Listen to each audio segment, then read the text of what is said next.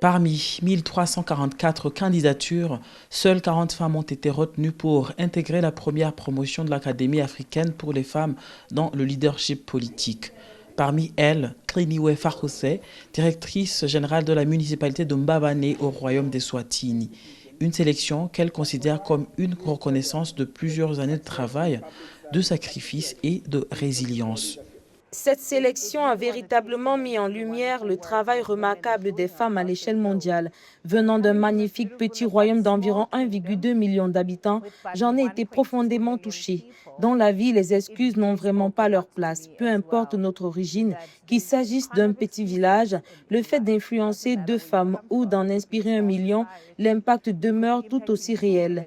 Il se peut même que l'une de ces 2 femmes que j'aurais, par exemple, guidée devienne un jour présidente. Ce fut donc une expérience à la fois pleine d'humilité et extrêmement gratifiante qui a donné un sens profond à toutes ces heures de travail acharné, de dévouement, de sacrifice, de surpassement et de résilience. Tout ce parcours en valait vraiment la peine. Cela m'a encouragée à aller de l'avant comme une douce tape dans le dos, me rappelant, poursuis ton combat, d'autres femmes sont à tes côtés.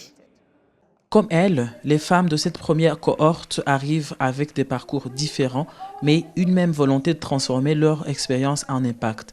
Un autre profil de jeune femme, Sephora Kojo, engagée depuis plusieurs années dans l'accompagnement des femmes entrepreneurs en Côte d'Ivoire. Chaque année, c'est près de 1000 PME, donc des petites et moyennes entreprises dirigées par des femmes que nous accélérons, à qui nous donnons des solutions aussi d'accès au financement. Et ce programme vient pour renforcer mon ancrage dans l'impact et me rappeler que chaque femme, peu importe le secteur, doit s'impliquer dans les affaires de leadership, de participation politique, parce qu'à la fin de la journée, la politique, c'est la gestion des institutions, c'est la gestion des hommes, c'est la création de valeur, c'est déjà ce que nous faisons. 40 femmes seulement pour cette première cohorte, mais une ambition qui dépasse largement leur propre parcours. Construire un réseau de dirigeantes capables de porter plus loin la voix et la participation des femmes dans la vie publique africaine.